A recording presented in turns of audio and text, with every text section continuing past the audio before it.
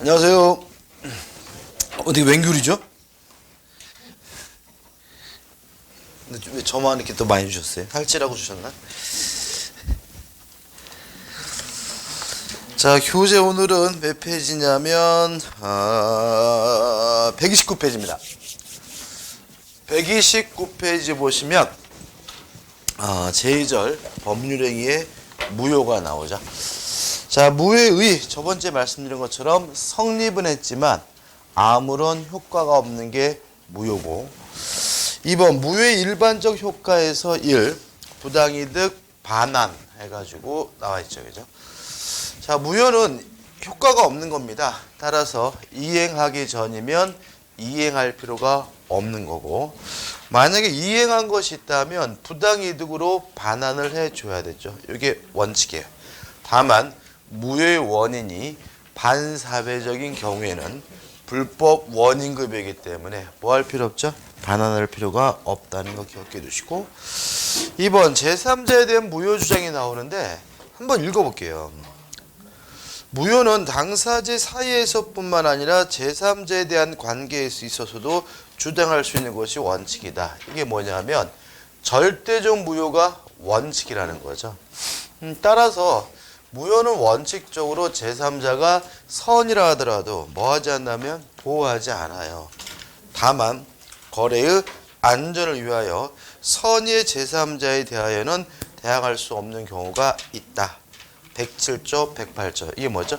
진이 아닌 의사표시하고 통정허위 표시죠. 그래서 무효는 진이 아닌 의사표시와 통정허위 표시만 선의의 제3자를 보호해요.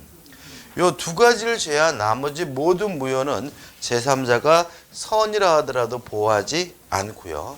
꼭 기억해 두시고, 다시 말하면 절대적 무효 원칙이죠. 이에 반해서 취소는요 다르죠. 취소가 총 네 가지 사유가 있죠. 제한 능력자가 법률행위라면 취소할 수 있고, 사기, 강박, 착오에 의한 의사표시 취소할 수 있죠. 요 네 가지 중에 요 세 가지, 요거는 선의의 제3자를 보호하고요. 제한 능력자는 제3자가 선이라 하더라도 뭐 하지 않죠? 보호하지 않아요. 따라서 취소는 원칙적으로 그 효과가 상대적이라는 거 기억하시고, 취소는 원칙적으로 제3자가 뭐인 경우에요? 선인 경우에는 보호한다는 거 좀 기억해 두시고, 무효와 취소가 원칙과 예외가 뭐죠? 뒤바뀌어 있다는 것도 한번 생각해 보세요. 대표이제 보시면 선의의 제3자에게 대항할 수 없는 경우를 모두 표시하는 것은 기억, 의사 무능력자로 인한 법률행위의 무효. 대항할 수 있죠? 그죠? 절대적 무효죠. 니은번 행위 무능력. 이게 뭐냐? 요겁니다. 제한 능력을 이유로 한 취소인데 이것도 제3자를 보호하지 않죠. 디귿번 원시적 불능으로 인한 무효. 제3자 보호하지 않고요. 리을번 허위 표시에 의해 무효. 제3자 어떻게 해요? 보호하고. 비읍번 비진입 표시가 무효인 경우 제3자 보호하고요. 비읍번 사기나 강박은 취소 제3자 어떻게 보호해요. 그죠? 그래서 답은 뭐죠? 4번이 되고, 그래서 여기에 빠진 건 뭐예요? 착오죠. 그죠? 그래서 우리가 결국은 제3자가 선이라고 해서 보호되는 것은 총 5가지밖에 안 되는 거죠. 비진입 표시가 무효인 경우, 통정허위 표시가 무효인 경우, 착오, 사기, 강박에 의한 취소, 요 5가지만 제3자가 선이란 이유로 보호하고요. 나머지 모든 것들은 제3자가 선이라 하더라도 뭐 하지 않습니까? 보호하지 않는다는 거 주의하시기 바라고요. 별거 아닌데도 불구하고 잘 틀리세요. 왜냐면 자꾸 심정적으로 누구를 막 보호하려고 막 신경 쓰다 보니까, 그리고 자꾸 제3자가 선이면 보호되는 것이 원칙이라는 자꾸 인식을 가지시기 때문에 틀릴 수가 있으니까 항상 조심하시기 바라고, 무효는 원칙이 제3자를 보호하지 않습니다. 넘겨보시면 이중효 문제가 나오는데, 자, 이건 이런 문제죠. 한 가지 행위의 무효 사유와 취소 사유가 중복해서 존재하는 경우가 있어요. 이때는 아무거나 선택해서 주장할 수가 있는데 이걸 우리가 이중효라고 합니다. 예를 들어서 이런 거죠. 갑이라는 사람이 을과 만나가지고 매매 계약을 했는데 예를 들어서 5살 먹은 꼬마다. 그러면 5살 먹은 꼬마면 명백히 미성년자니까 미성년이란 이유로 요 매매 계약을 뭐 할 수 있어요? 취소할 수 있겠죠? 근데 또 가만 생각을 하면 5살 정도면 명백히 또 뭐이기도 하냐면 의사 무능력이기도 한 거잖아요. 그죠? 그러면 의사 무능력을 이유로 뭐라고 주장할 수 있어요? 무효라고 주장할 수도 있단 말이죠. 이렇게 5살 꼬마가 매매 계약을 했다. 이런 경우에는 갑의 입장에서는 미성년을 이유로 취소할 수도 있고 의사 무능력을 이유로 무효라고 주장할 수 있고 선택할 수가 있는데 이게 뭐라고요? 무효와 취소의 이중효라고 한다. 기억해 두시고 그 다음에 무효의 종류에서 절대적 무효, 상대적 무효. 누가 제3자를 보호하지 않는 게 뭐예요? 절대적 무효. 제3자가 선이란 이유로 보호되는 것은 뭐예요? 상대적 무효고 뭐가 원칙이죠? 절대적 무효가 원칙이고 2번 당연 무효, 재판상 무효. 누가 주장하지 않아도 당연히 무효인 것은 뭐예요? 당연 무효. 재판을 통해서 주장해야지만 무효가 되는 것은 뭐예요? 재판상 무효. 재판상 무효 예를 보시면 회사 설립, 회사 합병이 나와요. 뭐가 나오죠? 회사. 상법 얘기가 나오죠. 이 말은 뭐냐면 우리 시험 범위 안에서는 재판상 무효는 단 한 개도 없어요. 그래서 우리 민법상 무효에서는 무효라고 주장해야 무효가 된다. X. 무효를 주장하기 위해선 재판을 청구해야 된다. 그럼 뭐예요? X. 우리 민법은 다 무슨 무효예요? 당연 무효고 누가 주장하지 않아도 뭐가 돼요? 무효가 되는 것이 원칙이라는 거 꼭 기억해 두시기 바랍니다. 3번 전부 무효, 일부 무효. 137조가 나오죠. 읽어볼게요. 법률행위의 일부분이 무효인 때에는 그 전부를 무효로 한다. 다시 말하면 일부가 무효면 전부가 무효인 것이 원칙이에요. 그러나 그 무효 부분이 없더라도 법률행위를 하였을 것이라고 인정될 때 가정을 해보는 거죠. 그죠? 없더라도 했을까? 안 했을까? 가정해봤더니 했을 것 같아요. 그때는 나머지 부분은 무효가 되지 아니한다. 예외적으로 어떻게 해요? 일부가 무효가 되는 경우도 있죠. 그래서 가장 기본적인 것은 일부가 무효면 전부가 무효인 것이 원칙입니다. 다만 예외적으로 일부만 무효가 되는 경우도 있다. 정도 꼭 기억해 두시기 바라고 1번 전부 무효 원칙이고 2번 일부 무효에서 일부 무효 의의가 나와 있고 자 이게 무슨 말이냐면 예외적으로 일부만 무효가 되는 경우가 있다는 거죠. 우측에 보신 요건해 가지고 일체성 분할 가능성 그 무효인 부분과 다른 부분이 어떻게요? 분할될 수가 있고요. 이 당사자 의사에서 없더라도 법률행위를 하였을 것이라는 가장적 의사가 인정되면 다 이때는 예외적으로 일부만 무효가 될 수가 있고요. 판례가 나와 있는데 판례는 좀 이따 설명을 드릴게요. 근데 아무튼 여기서는 복잡한데 일부가 무효면 전부가 무효다. 다만 예외적으로 어떻게 해요? 일부만 무효가 되는 경우도 있다. 정도만 기억하시면 되죠. 그 다음 넘겨보시면 확정적 무효와 뭐가 나오죠? 유동적 무효가 나와요. 일단 1번 확정적 무효. 한 번 무효면 영원히 무효인 것이 뭐죠? 확정적 무효고요. 2번 지금은 무효지만 일정한 요건을 갖추게 되면 유효로 뒤바뀔 가능성이 있는 무효가 유동적 무효인데 요 유동적 무효는 중요합니다. 그 말은 시험에 어떻게 해요? 잘 나온다 이런 얘기고 일단 이런 얘기죠. 어떤 법률행위가 무효예요. 근데 무효인데 이것이 일정한 요건을 갖추면 유효로 뒤바뀔 가능성이 있는 무효를 우리가 뭐라느냐 하면 유동적 무효라고 한다. 그럼 유동적 무효가 뭐가 있느냐? 의외로 종류가 많습니다. 근데 오늘은 두 가지만 생각해 보시면 되는데, 첫째, 무권 대리 행위는 유동적 무효입니다. 왜냐하면 무권 대리 행위는 본인의 입장에서 뭐예요? 무효죠. 다만 본인이 추인할 수 있고 추인하게 되면 무권 대리시로 소급해서 뭐가 돼요? 유효가 되니까 무권 대리 행위는 대표적인 뭐가 되죠? 유동적 무효가 되고요. 2번, 토지거래 허가구역 내에서 거래죠. 토지거래 허가구역 내에서 거래를 하면 유동적 무효입니다. 토지거래 허가구역이 뭐죠? 토지를 거래할 때 허가 받아야 되는 지역이 뭐죠? 토지거래 허가지역이죠. 그죠? 만약에 허가 없이 거래하면 무효가 되는 지역이 뭐죠? 토지거래 허가지역이죠. 근데 이거 말도 안 되는 거거든요. 거래할 때 어떻게 허가 받아요? 누가 살지도 결정이 안 됐고 금액도 결정되지도 않았는데 팔지 말지도 결정이 안 됐는데 미리 허가부터 받는다고요? 논리적으로 뭐죠? 불가능한 거죠. 그죠? 그러면 결과적으로 매매 계약을 할 때는 항상 뭘 안 받게 돼요? 허가를 안 받게 되고요. 허가는 나중에 받게 되는 것이니까 거래할 때는 무효였다가 허가를 받으면 뭐로 바뀌어요?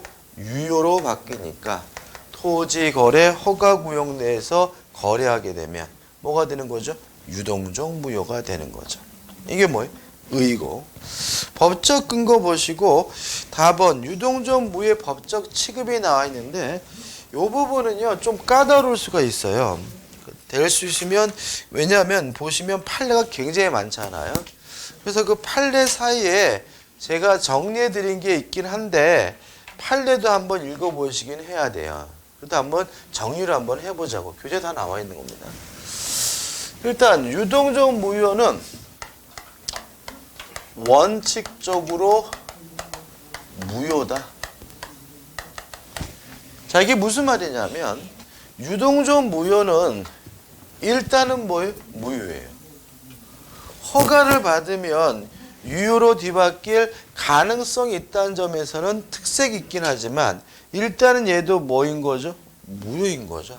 그래서 다른 무효와 마찬가지로 무효니까 이행할 필요가 없는 거고, 이행할 필요가 없다는 말은 이행하지 않아도 상관이 없다.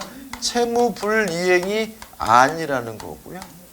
채무불이행이 아니라는 것은 채무불이행을 이유로 계약을 뭐 할 수 없어요? 해지할 수가 없다는 뜻이겠죠. 그죠? 근데 이게 적어놓으면 어렵지만 모든 무효의 공통점이에요. 그죠? 무효라는 말은 효과가 없고 이행할 필요가 없고 책임질 필요가 없는 게 결국 뭐죠? 무효잖아요. 그죠? 그래서 우리가 모든 무효 공통점인 것은 얘도 무효니까 뭐 할 필요 없어요? 이행할 필요가 없는 거고요. 이행할 필요가 없으니까 이행하지 않아도 뭐가 아니에요? 채무불이행이 아니고, 채무불이행이 아니니까 채무불이행을 이유로 계약 자체를 뭐 할 수 없어요? 해지할 수 없겠죠. 이게 뭐죠? 원칙인 거죠. 다만 다른 무효와 다른 점은 예외적으로 예외적으로 유효성이 인정되는 것이 있다. 얘기죠. 첫째, 계약금 계약은 무효가 아니라 유효합니다. 우리가요, 그 나중에 계약법 시간에 배우시는데 매매 계약은 낙성 계약이고 계약금 계약은 요물 계약이다. 이런 걸 배워요. 그러면 매매 계약과 계약금 계약이 별개의 계약이라는 거죠. 우리 일반적으로 매매 계약서 안에 계약금 조항이 들어가기 때문에 자꾸 이 계약금을 매매 계약의 일부로 오해하시는 경향이 있는데, 매매 계약과 계약금 계약은 법적으로는 뭐예요? 별개의 계약인 거예요. 따라서 허가를 안 받았다는 이유로 무효인 것은 매매 계약이 무효라는 거예요. 별개의 계약인 계약금 계약은 무효가 아니라 뭐예요? 유효라는 것이 우리 판례의 입장입니다. 유동적 무효에서는요. 따라서 유효하니까 계약금을 지급했다면 유효하니까 부당이득으로서 반환을 청구할 수가 없고요.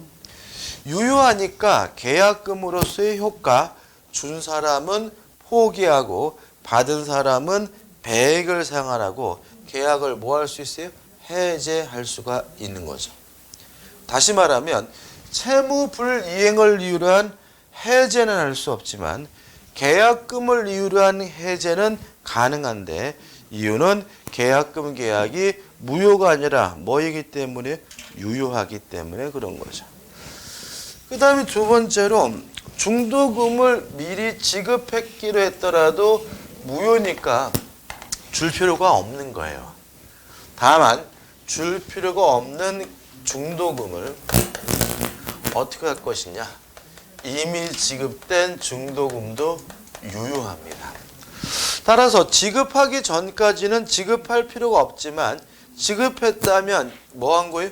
유효하니까 부당이득으로서 돌려달라고 뭐 할 수 없어요? 반환 청구할 수가 없고요. 그 다음에 세 번째로 토지 거래 허가 절차에 협력할 의무는 존재합니다. 자, 다시 말해 이런 얘기했죠. 지금 무효인 이유는 토지 거래를 안 받아, 허가를 안 받아서잖아요. 그죠? 그럼 받아야 되니까 최소한 토지 거래 허가 받으러 가자. 그러면 어떻게 해요? 협력을 해야 된다는 거죠. 못하겠다고 거부할 수가 없다는 얘기겠죠. 근데 조심할 것은 요 토지 거래 허가 절차에 관한 요 협력 의무는 우리 판례가 주된 채무가 아니라 부수적 채무로 이해하는 것이 우리 판례 입장이라는 거예요. 예를 들어 볼게요. 제가 아파트 매매 계약을 하면서 전기세 부담 특약을 했어요. 이번 달치는 당신이 내고 다음 달치는 내가 내겠습니다. 이런 거 가능하잖아요. 그죠?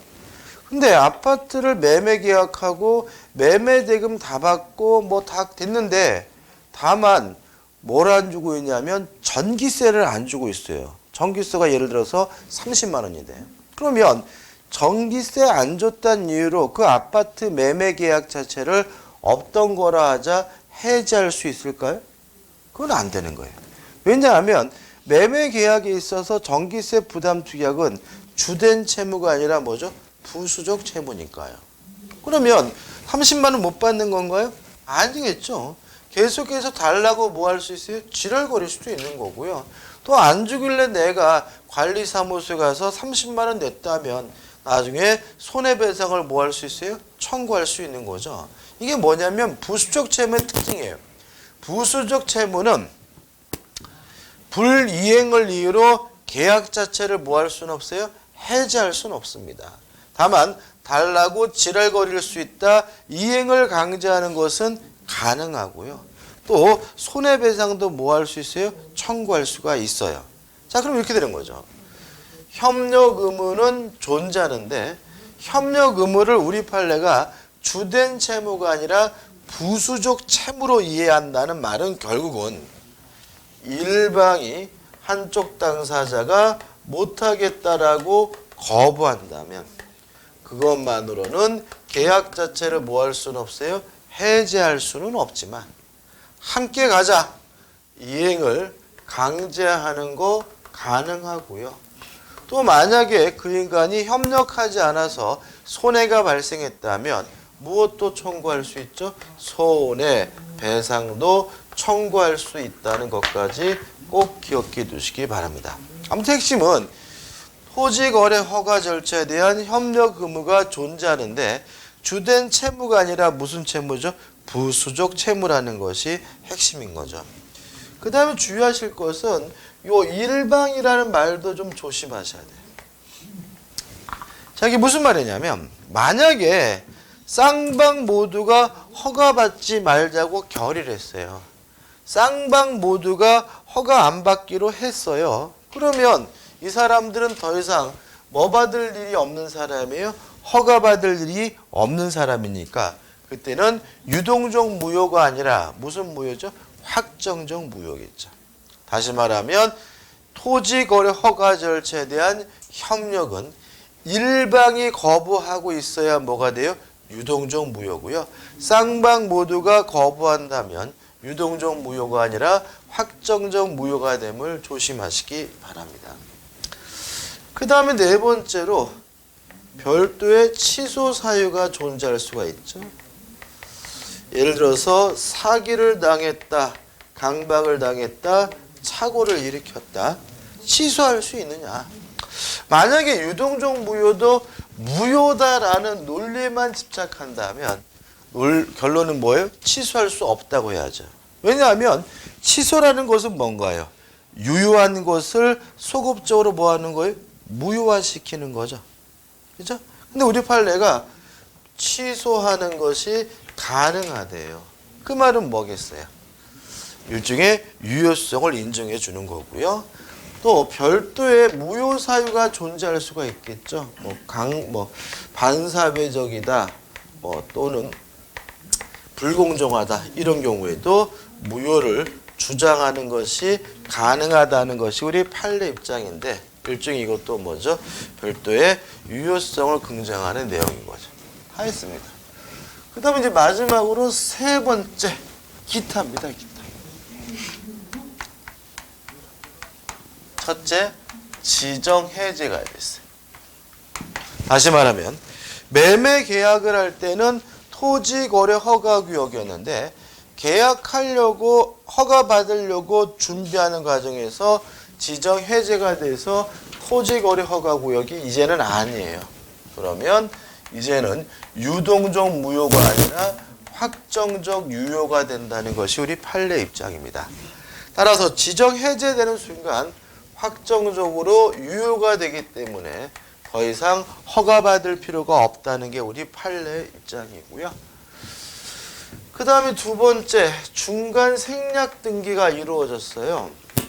원래 중간 생략 등기는 유효해요. 그죠?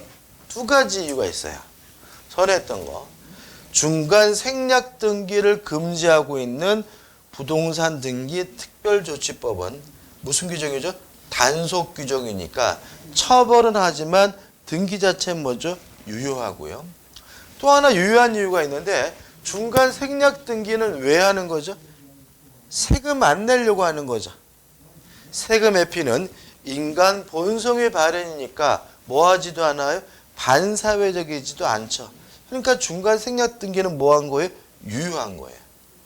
다만 이 중간 생략 등기가 토지 거래 허가 구역 내에서 이루어지게 되면 그때는 무효라는 것이 우리 판례 입장이에요. 허가를 받았든 안 받았든 따지지 않아요. 어디서 중간 생략 등기가 이루어져요? 토지 거래 허가 구역 내에서 이루어지면 그때는 그냥 뭐죠? 무효가 되죠. 그다음 마지막으로 세 번째, 토지 거래 허가 지역 내에서 건물과 토지를 일괄해서 거래했어요. 이랬을 때 건물만 먼저 이전 등기해달라고 청구할 수가 있느냐, 이 문제에 대해서 우리 판례는 이전 등기를 해달라고 청구할 수가 없다라는 것이 우리 판례 입장입니다. 왜냐하면 토지 거래에 대해서 아직 허가를 안 받아서 무효면, 일부가 무효면 전부가 무효라는 원칙에 따라서 토지 거래만 무효인 것이 아니라 건물 거래까지 싹 뭐가 돼요? 무효가 되니까 건물만 이전 등기해달라고 뭐 할 수 없어요? 청구할 수 없다는 게 판례 입장이에요. 다 한 겁니다. 그죠? 다 했는데요. 이거를 지금 제가 적어드린 것 아주 확실하게 뭐 하셔야 돼요? 숙지하시고요. 판례는 읽어보셔야 돼요. 왜냐하면 판례를 전혀 안 읽어보시면 너무 낯설어가지고 틀릴 수가 있거든요. 그래서 제가 정리해드린 거 먼저 숙지하고 판례를 한번 읽어보시면서 아, 이 얘기가 요 얘기구나 라고 뭐만 하면요, 깨닫기만 하면 끝이고요. 판례 중에 여러분하고 저하고 함께 읽어볼 판례는 135페이지에 있는 판례예요. 135페이지 맨 위에 보시면 1992년 10월 13일 판례가 있죠. 자, 이건 어떤 판례냐면 요거예요. 요거. 건물만 이전 등기해달라 청구할 수가 없다는 얘기거든요. 근데 이걸 왜 읽어보냐면 잘못 읽으면 거꾸로 이해될 수가 있어요. 한번 읽어볼게요. 민법 제137조는 법률행위 일부분이 무효인 때는 그 전부를 무효로 하되 그 무효 부분이 없더라도 법률행위를 하였을 것이라 인정될 때에는 나머지 부분은 무효가 되지 아니한다고 정하고 있는 바 국토유형관리법상 규제구역 내의 토지와 건물을 일괄하여 매매한 경우 여기서부터입니다. 일반적으로 토지와 그 지상의 건물은 법률적 운명을 같이 하는 것이 거래 가능이고 당사자의 의사는 경제관념에 다 합치되는 것이므로 토지에 관한 당국의 거래 허가가 없으면 건물만이라도 매매하였을 것이라 볼 수 있는 뭐라고요? 특별한 사정이 인정되는 경우에 하나요. 토지에 대한 매매 거래 허가가 있기 전에 건물만의 소유권 이전 등기를 명할 수 있다고 보아야 할 것이다까지예요. 그러면 건물만 이전 등기할 수 있다는 얘기예요, 없다는 얘기예요? 건물만 이전 등기할 수 있다는 얘기예요, 없다는 얘기예요? 없다는 얘기인 거죠. 왜냐하면 다시 보시면 특별한 사정이 인정되는 경우에 하나요 이렇게 돼 있잖아요. 그러니까 이게 판례가 아주 특색인데 만약에 개인적으로 재판 같은 거 한번 해보시면은 판결문 받아보시면 이거 내가 이긴 거야, 진 거야 이거 그죠? 이거 하란 얘기, 말란 얘기 이게 막 이상하게 되는 경우가 있어요. 그래서 그런 거 많잖아요. 아니라고 볼 수 없는 것도 아니다, 뭐 이런 말도 쓰고 그죠? 뭐 기라고 할 수 있는 것도 아니다, 막 이래가지고 막 헷갈리스러운데 제가 제 친구 판사는 친구한테 물어봤어요. 왜 이렇게 거지같이 쓰냐고. 그랬더니 자기들은 명백히 다르대요. 된다 안 된다가 아니래. 된다고 볼 수 있다고 볼 수 없는 거래요. 막 이런 식으로 막 뭔가 막 자기들은 뭔가 다르다고 확실하게 주장하는데 우리 입장에서는 환장하는 거죠. 다시 말하면 이게 특별한 사정이 있는 경우에 하나요 건물만 이전 등기를 할 수 있다는 말은 원칙적으로 건물만 이전 등기해달라고 뭐 할 수 없다는 얘기예요? 요구할 수 없다는 얘기고요. 특히 우리 법원이 언제 특별한 사정이 있는지에 대해서는 한 번도 논해본 바가 없어요. 그러니까 결과적으로 어떻게 해요? 건물만 이전 등기해달라고 요구할 수가 없다라는 판례인 거예요. 그래서 거꾸로 기억하지 마시고요. 다시 말하면 일부가 무효면 전부가 무효이기 때문에 토지거래 허가를 안 받아서 토지거래가 무효라면 토지거래만 무효인 것이 아니라 건물까지 싹 어떻게 해요? 무효이기 때문에 원칙적으로 건물만 이전 등기해달라고 뭐 할 수 없습니까? 요구할 수가 없다는 거 꼭 기억해 두세요. 그 다음에 D, 확정적 무효의 전환이다. 특별한 건 아니죠. 다시 말하면 예를 들어서 쌍방 모두가 협력 안 하기로 결정했어요. 그러면 더 이상 유동적 무효가 아니라 뭐죠? 확정적 무효고, 또 아니면 불허가 처분이 났어요. 그럼 이제는 허가받을 일이 없으니까 유동적 무효가 아니라 뭐죠? 확정적 무효겠죠. 대표 이제 풀어볼까요? 토지 거래 허가 지역 내 토지와 그 지상 건물을 일괄하여 매매하고 계약금이 수수된 경우에 관한 다음 설명 중 판례 입장과 다른 것은 1번 허가를 받을 것을 전제로 매매한 경우 허가를 받기 전에는 매매 계약이 유동적 무효 상태이다. 맞는 질문이죠.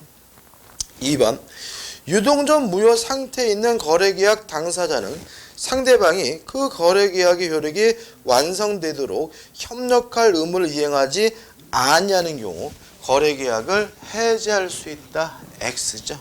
그죠? 왜냐하면 협력 의무는 주된 채무가 아니라 부수적 채무이기 때문에 협력 의무를 거부했다는 이유만으로는 계약 자체를 뭐 할 수는 없어요? 해지할 수는 없죠. 답은 뭐죠? 2번입니다. 3번 유동적 무효 상태에서는 원칙적으로 계약금의 반환을 청구하지 못한다. 맞아요. 왜 맞는 거죠? 계약금 계약은 무효가 아니라 뭐죠? 유효니까요. 4번 허가구역 지정이 계약 체결 후에 해제되면 당해 계약은 확정적으로 유효가 된다. 맞죠? 따라서 지정 해제가 되면 더 이상 허가받을 필요가 없고요. 5번 특별한 사정이 없는 한, 다른 말로 하면 원칙적으로 토지 거래 허가가 있기 전에는 매수인은 건물만의 소유권 이전 등기를 청구하지 못한다는 지문도 뭐죠? 맞는 지문이 되겠죠. 끝입니다. 자, 넘겨보시면 이제 뭐가 나오죠? 무효행위의 전환이 나와요. 전환. 다음 주에 수업 없죠, 그죠? 설이어가지고. 꼭 이제 그런 분들 계시죠? 평소에 안 나오다 갑자기 설날 또 나와가지고 또 학원 문 잠겨있다고 이런 거지 같은 거 이런 것도 있고. 제가 옛날에는 지금 아닌데 이 학원을 제가 운영을 했었어요. 학원을 운영했었는데 이제 그때가 이제 그 시험이 산업인력관리공단에서 보는 게 아니라 토지 뭐죠? LH공사인가? 주택토지공사인가요? 지금 토지공사죠, 과거에. 토지공사에서 이 시험을 주최를 했었는데, 근데 저희 학원이 이렇게 입구가 있잖아요, 그죠? 입구가 지금 문 2개잖아요, 그죠? 그러면 하나가 저희 학원 입구고, 하나가 토지공사 입구였어요. 같은 층에 이렇게 있었단 말이죠. 그래가지고 이제 원서 접수를 하는데, 이제 토지공사에서 이제 이렇게 원서 접수를 하니까 인터넷으로 하고, 그때는 또 인터넷을 잘 안 했어요. 그러니까 사람들이 쭉 줄 서 있잖아요, 그죠? 그리고 또 저는 또 이제 학원 측에서 그냥 이렇게 앞에다 붙여만 놨어. 그냥 매달 며칠부터 원서 접수니까 받으시라고. 그랬는데 접수 끝난 다음 날 새벽에 전화 왔어요. 왜 접수한다는 얘기를 안 했냐고. 그래서 무슨 얘기나 했더니 원서 접수를 안 했대, 자기는. 그래가지고 보니까 학원도 매일 나오시는 거예요. 근데 옆에서 원서 접수하는 거 왜 안 보셨냐고 그랬더니 사람들 원서 접수하는 거 모르냐 그랬더니 자기는 다른 일 때문에 줄 서 있는 줄 알았지 원서 접수하려고 줄 서 있는지 몰랐대요. 그래서 막 두 분이나 막 그래가지고 막 저한테 막 울고 불고 막 방방 뜨고 아우 지금도 기억이 나는데 참 이게 사람이 묘한 게 뭔가 이게 좀 뭐랄까 좀 잘 안 되려면 꼬이는 경우도 있죠. 다음 주 수업 없으면 되겠죠. 괜히 또 오셔가지고 막 문 두들기고 홈페이지에다가 뭐죠 이런 거지같이 막 공지 안 했다 그러지 마시고 저는 이제 제 직업이 좀 특이하잖아요. 그래서 주말도 솔직히 거의 못 쉬거든요. 이번 주일에도 수업했는데 그래가지고 이렇게 명절 되면 이제 항상 놀러 가고 그러는데 이제 이번에 저는 이제 블라디보스토크 가거든요. 러시아. 그래가지고 이제 오늘 끝나고 내일 끝나고 이제 토요일까지 수업 있으니까 토요일까지 끝나고 흐뭇합니다.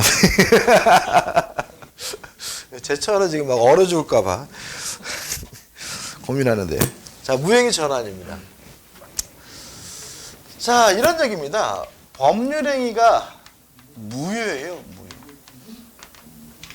무효인데 이것이 유효한 다른 법률행위, 타 법률행위로 뒤바뀔 수가 있는데 이걸 우리가 무효행위의 전환이라고 합니다.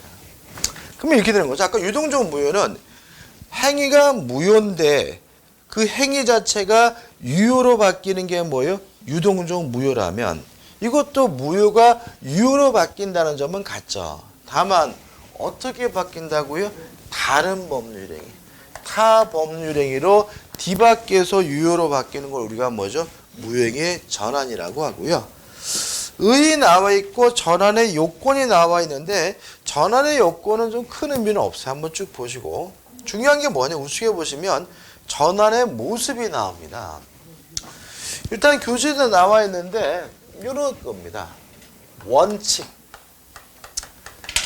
무효인 행위가 요식행위 특별한 방식이 요구되는 요식행위든 불요식행위든 요게 뒤바뀌게 되면 뭐로 바뀌는 게 원칙이냐면 불요식행위로 바뀌는 것이 원칙입니다.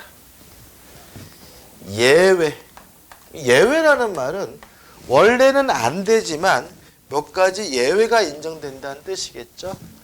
무효인 요식행위가 유효한 요식행위로 뒤바뀌는 것은 원래는 안 되지만 우리 판례가 몇 가지 예외를 인정하고 있고요. 세 번째, 불가능. 무효인 불요식행위가 유효한 요식행위로 뒤바뀌는 것은 불가능하다, 존재할 수가 없습니다.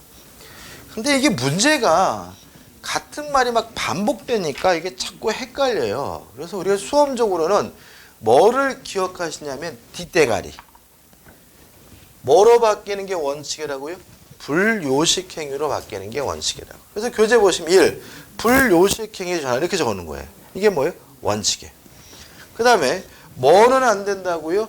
요식행위 전환. 이거를 어떻게 해요? 원칙적으로 안 된다. 이런 얘기인 거죠. 그죠? 다시 말하면 2번은 예외적인 거고 이건 뭐예요? 불가능한 거니까 합치면 어떻게 해요?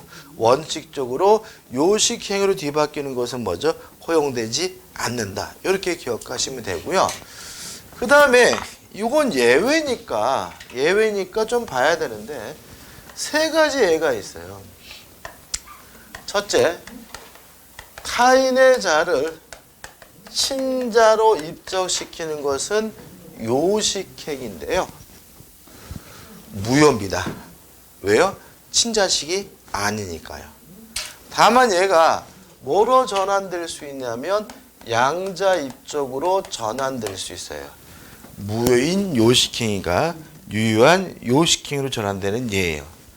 제가 저번 주에 이렇게 그 오후에 이렇게 TV를 보는데 놀랬어요. 그 뭐냐면 뉴스 내용이 뭐냐면 그 아이가 양부모를 고소했다는 거예요. 그래서 저는 또 무슨 가혹행위라고 또 애가 때리고 그랬나 보다. 근데 그게 아니라 공문서 부실기재죄더라고요. 근데 이제 그 스토리가 뭐냐면 이제 그 이 양부모가 아이가 없으니까 아이를 뭐죠? 입양을 한 거예요. 다시 말하면 남의 자식을 뭐예요? 데려온 거죠. 근데 우리는 보통 양자로 입적하는 것이 아니라 뭐로 입적해요? 친자식처럼 입급하죠. 그죠? 동의 안 하세요? 애가 없어가지고 입양기관에 가서 갓난아기 데려오면 호적에다가 양자로 넣어요? 친자식으로 넣어요? 친자식으로 넣었잖아요. 그 얘기예요. 타인의 자를 친자로 뭐예요? 입적했다. 그 얘기라고요. 그러면 이제 어떻게 돼요? 아이는 이제 어떻게 해요? 양부모가 친부모님이라고 살겠죠. 그죠? 살았는데 문제는 뭐냐면 친엄마가 나타난 거예요. 15살이라는데. 친엄마가 나타나가지고 이제 어떻게 해요? 니를 키워준 사람은 니네 엄마 아빠가 아니라 내가 니 엄마다라고 나타난 거예요. 그러니까 얘가 뭐죠? 충격받았겠죠. 그러면서 이 친엄마가 그 양부모한테 이제 내가 데려가겠다라고 주장하는 거예요. 그러면서 이제 그 양부모가 뭐죠? 싫다 그러니까 이 엄마가 그 자기 애를 꼬독여가지고 양부모를 뭐죠? 고소하게 시킨 거예요. 근데 그게 뭐 납치한 건 아니기 때문에 공문서 부실일죄가 뭐냐면 이거예요. 그러니까 우리가 가족관계 등록비 신청할 때 이 공문서잖아요. 그죠? 정확하게 기재해야 되는데 허위를 기재했다는 거거든요. 그게 먼저 형사처벌의 대상이 되긴 해요. 그래서 이제 뭐니까 벌금 50만 원에 선고유예 판결이 났더라고요. 그러면 그 친엄마가 그 아이 데려갈 수 있어요, 없어요? 없다는 거죠. 왜냐하면 친자로서는 무효지만 아직도 얘는 뭐로서는 유효한 거예요? 양자로서는 유효한 거죠. 입양한 것으로는 뭐예요? 적법하고 뭐죠? 유효한 거니까 친엄마 하더라도 그 아이를 뭐 할 수 없어요? 데려갈 수 없다는 의미가 되는 거예요. 다시 한번요. 타인의 자를 친자로 입적시키는 행위는 뭐죠? 무효입니다. 다만 얘는 뭐이긴 한 거죠? 양자이기는 한 겁니다. 따라서 친엄마라 하더라도 그 아이를 뭐 할 수 없어요? 데려갈 수는 없다. 이 결론이고요. 그래가지고 이제 이렇게 그 뉴스 이렇게 패널이 나와가지고 전문가 사람이 나와서 그러는데 보통 이제 그 입양 기간에 미혼모다 뭐다 해가지고 못 키울 때 아이를 맡기면 90% 이상이 찾으러 돌아오신대요. 이게 왜냐하면 그잖아요, 그죠? 어렵고 힘들 때는 뭐죠? 힘들어서 자기 자식을 맡겠지만 마음 편한 부모가 어디 있겠어요, 그죠? 그러니까는 평생 뭐예요? 죄의식 속에서 내가 우리 아이를 버렸다라는 생각 속에서 이렇게 사시기 때문에 한 12년 지나고 이렇게 자리를 잡게 되면 내 아이 어떻게 해요? 찾아야 되겠다고 돌아오시는 분들이 뭐죠? 대부분이라는 거죠. 근데 문제는 뭐냐면 그거를 잘 오셨어 해가지고 그 양부모들에 대한 인적 사항을 이렇게 알려주게 되면 그런 문제가 뭐죠? 발생하고 또 아이한테도 뭐 불행하기 때문에 절대로 비밀로 하고 있지만 이게 쉽지는 않다. 뭐 이런 내용이 나오더라고요. 그죠? 아무튼 타인의 자를 친자로 입적시키는 무효지만 뭐로서는요? 양자 입적은 유효합니다. 이게 보니까 그 홀트하든 목조회가 보니까 그 우리나라가 아이 수출한다 그러잖아요. 그죠? 근데 그게 뉴스에서는 좋은 일인 것처럼 비춰주잖아요. 그죠? 근데 전에 뉴스 보니까 홀트하든 목조에서 미국으로 아이를 보내면 대충 2,700만 원을 받더라고요. 아이 한 명을. 이 사업이야, 사업, 걔네들이. 2,700만 원을 받고, 그래가지고 이제 이렇게 방송에서 본 건데, 기자가 이제 홀트 아든 목주에서 2,700만 원 받는데 너무한 거 아니냐 물어보니까, 그게 다 자기들 경비로 나가기 때문에 떼돈 버는 건 아니다. 이렇게 답변하더라고요. 그러니까 이게 뭐냐면, 뭔가 이렇게 사회 사업을 하는 것처럼 이게 가장을 해가지고 뭐죠? 아이를 합법적으로 뭐죠? 수출하는 그런 형태더라고요. 그래서 저는 보니까 그게 참 별로 좋아 보지는 않더라고요. 그 영국도 그런 일이 있었대요. 영국은 수녀회에서 이렇게 보호하고 있던 아이들을 미국에다가 돈 받고 뭐죠? 수출하는 일이 있어가지고 그게 또 영국에서도 큰 사회적 문제가 됐었대요. 그래가지고 영국은 법적으로 뭐가요? 금지되어 있는데 우리나라는 뭐죠? 이상하게 합법적으로 허용하고 있죠. 그러니까 이상하죠, 그죠? 애 적게 난다고 난리고, 그죠? 임신 안 한다고 난리면서 그 아이들은 뭐죠? 돈 받고 뭐죠? 수출하고. 그러면 이 서양 사람들 봤을 때 우리나라를 원정신으로 바뀐 나라로 보느냐 이거죠, 그죠? 그러니까 우리는 뭐예요? 입양한다고 그러지만 서양 사람들은 뭐예요? 아이를 수출한다고 받아들이고요. 계속해서 우리나라가 미국에 아이를 가장 많이 수출하는 나라에 1등 아니면 2등을 계속 차지하고 있거든요. 그 이유는 홀트하든 목조라는 그런 사회복지를 가장한 기관이 너무나 영업을 훌륭하게 해가지고 그런 게 아닌가 싶기도 하고. 아무튼 그런 겁니다. 가슴이 아프죠, 그죠? 두 번째, 혼인 외의 출생자. 혼인 외의 출생자가 뭐죠? 혼인 외의 출생자가 뭐예요? 우리가 흔히 쓰는 말. 서자. 세컨드 자식. 그죠? 그러니까 이런 거잖아요. 갑과 을이 부부인데 애가 없는 것도 아니면서 갑이 병하고 꿍짝꿍짝 해가지고 A를 낳으면 이 A를 뭐죠? 혼인의 출생자라고 하고요. 옛날 말로는 뭐죠? 서자. 요즘 말로는 뭐죠? 세컨드 자식. 뭐 이런 거잖아요. 그죠? 이것도요, 엽기적인 거 알아요? 우리나라 동남아 지역이나 이런 나라에서 우리나라를 축첩이 허용되는 나라로 안다는 거 전에 말씀드렸죠. 그죠? 왜 그러냐면은 우리나라 드라마가 한류 영품을 불어가지고 뭐죠? 각국으로 수출되잖아요. 근데 문제는 거기 보면 자꾸 이게 나오잖아, 드라마에. 그죠? 재벌 회장님이 세컨드, 요새도 막 나오잖아요. 해가지고 그 둘째 마누라 사이에 애를 낳고 어쩌저쩌 옛날 상속인 보니까 얘가 훌륭해, 이런 거 나오고 요새 또 금사월인가 뭔가, 그것도 막 나오고 그냥 그러니까 한국 드라마 보면 뭐가 나와요? 세컨드가 나오고 세컨드 사이에 난 자식이 나오는데 골 때리는 거는 그런 행동을 한 이 갑이 사회적으로 비난받지도 않고 사회적으로 뭐죠? 유명한 사람이고 오히려 뭐죠? 이쪽을 뭐죠? 옹호하는 듯한 태도를 막 보이니까는 한국은 이슬람 국가도 아닌데 축첩이 허용되는 나라구나 라고 사람들이 인식을 한대요. 그래서 저는 막 그 외국으로 술집 한류 드라마는 제발 좀 그런 거 좀 없앴으면 좋겠고, 이것도 결국 뭐예요? 우리나라에 대한 인식이 굉장히 뭐죠? 부정적으로 만드는 거잖아요. 간통죄 없앤 것도 잘한 겁니다. 간통죄 처벌한다는 것도 우리나라에 대한 굉장히 부정적인 이미지예요. 왜냐하면은 간통죄를 처벌한 나라가 대부분이 뭐였어요? 이슬람 국가였잖아요. 간통 저지르 막 돌로 쳐 죽이고 막 그랬잖아요, 그죠? 근데 전 세계적으로 이슬람 국가 외에 간통죄를 처벌하고 있던 나라는 뭐예요? 우리나라밖에 없어요.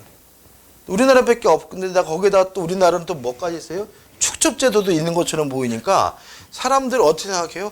아, 한국도 이슬람 국가인가? 그죠? 왜요? 간통했다고 막 깜빵 보내지, 막 세컨드 난 자식이 나오고 와이프가 막 2명이지, 둘째 마누라가 큰 마누라한테 형님 그러고 나중에 막 그러니까, 그죠? 굉장히 뭐죠? 부정적인 거죠. 아무튼 얘를 보통 어떻게 해요? 갑과 을 사이에 난 자식을 입적을 하죠. 다시 말하면 혼인의 출생자를 친자로 입적시키면 이것도 뭐예요? 무효예요. 무효. 다시 말하면 이 아이는 절대로 갑을 사이에 난 자식은 아니라는 거죠. 다만 이것이 뭐로써 유효하냐면 인지, 자신의 자식임을 인정하는 것으로 받아들이게 됩니다. 따라서 이 A는 갑을 사이의 자식은 아니지만 갑이 A에게 뭐 한 거예요? 인지한 거죠. 따라서 자기 자식임을 인정한 것이니까 갑과 A 간에 뭐는 발생해요? 부자관계는 발생하게 되는 거죠. 따라서 회장님이 돌아가시게 되면 서자도, 그죠? 세컨드 아들도 뭐 받을 수 있어요? 상속받을 수가 있습니다. 그죠? 드라마 많이 나오잖아요. 그죠? 다시 말하면 둘 사이의 부부로서는 뭐죠? 무효지만 자신의 자식임을 인정한 뭐예요? 인지로서는 뭐죠? 유효하죠. 그러니까 인지라는 개념도 재밌습니다. 그 모자 관계, 모녀 관계는 출생함으로써 당연히 발생해요. 왜냐하면 확실하니까. 근데 부자 관계, 부녀 관계, 아버지 딸, 아버지 아들 관계는 와이프가 애를 낳았다 그래서 자동으로 발생하는 건 아니에요. 왜냐하면 자신의 배우자가 난 자식이 꼭 자기 자식이란 보장은 없으니까요. 그죠? 또 그것도 드라마 나오잖아요. 뭐죠? 그 11번에 하는 뭐 주말 드라마 엄마인가요? 거기 보면은 거기 나오잖아요. 그죠? 그죠? 아무튼 그런 거 너무 웃겨. 아무튼 그 부자 관계라서 어떻게 발생하냐면 아버지가 내 자식임을 인지해야, 받아들여야 모자 관계, 부자 관계가 발생하고요. 보통 우리나라 대한민국 아버지들이 언제 이제 인지하게 되냐면 출생 신고하면서 함께 뭐죠? 그 서류에 인지한다는 것도 들어있거든요. 그래서 인지해야 부자 관계, 모자 관계가 발생합니다. 그 영국에서요. 영국에서 조사를 해봤어요. 어떤 조사를 해봤냐면 영국이라는 좀 특이한 나라인데 그 지금 부부 사이에 아이들 있잖아요, 그죠? 아이들이 진짜 남편의 자식이 맞는지, 자 이거 유전자 DNA 검사를 해본 거예요. 그러니까는 샘플을 추출해가지고 그죠? 다 하지는 못했겠죠, 그죠? 했는데 57%가 아니었어요. 엽기죠. 와, 그러니까 영국, 그러니까 이게 뭐냐면 남편은 뭐죠? 아빠는 내 자식인 줄 알고 열심히 뭐죠? 키우고 열심히 돈 벌어오는데 57%가 뭐죠? 남의 자식이었어요. 우리나라는 안 그러겠죠, 그죠? 영국이, 그죠? 영국은 좀 특이한 것 같아요. 그다음 세 번째로 그 충격입니다, 충격. 그래서 영국은 로또 복권 당첨된 사람을 상대로 조사를 해봤는데 배우자한테 비밀로 하고 있는 비율이 60% 가까이 되는데, 그러니까 뭐 엽기적이죠. 그러니까 내가 키우는 아들이 내 자식이 아닐 확률이 50% 넘고 여기죠. 그래서 거기다가 뭐죠? 내가 로또 복권이 당첨되더라도 내 와이프, 내 남편한테 뭐죠? 비밀로 하고 있는 비율이 뭐죠? 60%야. 그러니까 이제 뭐 와이프는 우리 신랑이 로또 복권 당첨됐는지도 몰라. 왜 그러는 거예요? 알면은 헤어지게 되면 뭐예요? 반 뺏기니까. 그잖아요, 그죠? 그래서 무슨 말 아시겠어요, 그죠? 얘 로또 복권 걔네는 어마어마하잖아요, 그죠? 예를 들어 가지고 100억이다 그러면 100억이면 이제 와이프가 여보 나 이번에 100억 됐어 여러분 와 이러지만 한 2달쯤 되면 어떻게 해요? 헤어지자. 반가에 하자. 이렇게 된다는 거예요. 그럼요. 대답은 할 수 있죠. 헤어지자, 반가에 하자. 이런다는. 그러니까 어떻게 그게 돈이 뭐죠? 이혼의 계기가 될 가능성도 있고 또 뺏기기도 싫고 그러니까 배우자한테 비밀로 살고 하는 비율이 60% 가까이 되고요. 저 같으면 막 입이 근지러워가지고 그죠? 그죠? 얼마나 입이 근지럽겠어요, 그죠? 막 차도 막 바꾸고 싶은데 저는 지금 통장에 100억 있잖아요, 그죠? 바꾸고 싶은데 와이프한테 뭐라고 설명할 것도 없고 그죠? 또 나중에 또 한 2달 지났다 얘기하면 또 뒤지게 혼나잖아요, 또 미리 얘기 안 했다고. 그러니까 얘기할 것 같은데. 그다음에 세 번째, 비밀 증서에 의한 유언이 무효인 경우에는 자필 증서한 유언으로 전환될 수가 있습니다. 왜냐하면 비밀 증서에 의한 유언은 증인이 필요하지만 자필 증서에 의한 유언은 증인이 필요가 없기 때문에 그래요. 그러니까 비밀 증서에 의한 유언은 우리가 드라마 같은 데 많이 나오죠. 회장님이 어떻게 해요? 큰 산 서재 앉아가지고 옆에 김비서 불러놓고 뭐죠? 유언장 작성하잖아요. 그죠? 근데 그게 왜 비밀 증서라고 하냐면 작성할 때는 가족들한테 비밀로 하는 거잖아요. 돌아가시고 나서 이제 김 변호사가 어떻게 해요? 모아놓고 어떻게 해요? 자, 회장님이 유언장 계속 읽어주는 거잖아요. 그러니까 뭐예요? 비밀 증서인데 그 비밀 증서가 유효하려면 증인 2명 이상입니다. 2명 이상이 서명 날인을 해야 뭐예요? 유효해요. 근데 문제는 예를 들어서 유언장을 읽고 있는데 뭐라고 써 있냐면 내 재산 중 20억을 개똥이에게 준다라고 적혀 있는데 증인이 개똥이면 그 유언장은 무효예요. 왜냐하면 유언의 내용과 증인이 이해관계가 있으면 안 되죠. 이건 이제 아시겠죠, 그죠? 이상하게 가라가 될 수가 있기 때문에 그렇죠, 그죠? 근데 만약에 유언장을 보니까 워드로 작성한 것이 아니라 자필로 작성한 거라면 비밀 증서한 유언으로서는 무효지만 자필 증서에 의한 유언으로서는 유효할 수가 있는데 자필 증서는 스스로 쓴 거기 때문에 뭐가 필요 없기 때문에 증인이 필요가 없기 때문에 이해되시죠, 그죠? 근데 요 구체적인 요 3가지를 시험에 낼 수는 없어요. 왜냐하면 혼인이, 입양인이, 인진이 가족법상 행위잖아요. 여기서 우리가 정보를 캐치해내야 돼요. 첫째, 우리 판례는 가족법상 행위에 대해서도 무효행위 전환을 뭐죠? 긍정한다는 거죠. 요 6가지가 모두 다 뭐예요? 친족상속법, 가족법상의 내용이잖아요. 따라서 우리 판례 만약에 문제점에서 혼인, 입양과 같은 가족법상 행위에 대해서는 무효행위 전환이 인정될 수 없다 그러면 뭐예요? X가 되는 거예요. 뭐에 대해서요? 가족법상 행위에 대해서 무효행위 전환을 긍정해요. 그 다음에 2번째로 요거 3번인데 상대방 없는 단독행위에 대해서도 무효행위 전환을 우리 판례가 뭐 하냐면 인정을 해요. 자, 유언이 대표적인 뭐예요? 상대방 없는 단독행위거든요. 다시 말하면 비밀 증서에 의한 유언이 무효인 경우에 자필 증서에 의한 유언으로 뒤바뀔 수 있다는 말은 결국은 뭐라고요? 상대방 없는 단독행위에 대해서도 무효행위 전환을 뭐하고 있어요? 인정하고 있다는 거니까 요 2가지까지 꼭 기억해 두시기 바랍니다. 기억할 것만 정리해보면 무효행위가 전환되면 뭐로 바뀌는 것이 원칙이에요? 불요식행위로 바뀌는 게 원칙이고요. 원칙적으로 요식행위로 바뀔 수는 없다는 점. 그 다음에 우리 판례는 가족법상 행위에 대해서 무효행위 전환을 뭐하고 있어요? 긍정하고 있고요. 그 다음에 상대방 없는 단독행위에 대해서도 무효행위 전환을 긍정하고 있다는 거 기억해 두시면 되겠죠. 자, 우측하다는 대표예지가 나옵니다. 무효행위 전환에 관한 다음 설명 중 옳지 않은 것. 1번. 무효행위 전환 일단 성립한 법률행위가 무효인 경우에 비로소 문제되므로 법률행위가 성립하지 않은 때에는 무효행위 전환의 문제가 생길 여지죠, 여자가 아니라 그죠? 여지가 없다, 그죠? 여지가 없다. 2번 판례는 단독행위에 대해서는 무효행위 전환을 인정하지 않고 있다. X죠, 그죠? 이거잖아요, 이거. 그죠? 단독행위에 대해서 뭐라고요? 무효행위 전환을 뭐예요? 인정하고 있으니까 유언에 대해서도 무효행위 전환을 인정하고 있으니까 답은 뭐가 돼? 2번이 되는 거죠. 3번 무효행위 전환은 당사자 그 무효를 알았다면 다른 법률을 하는 것을 의혹고였으라고 인정하게 되어야 하고요.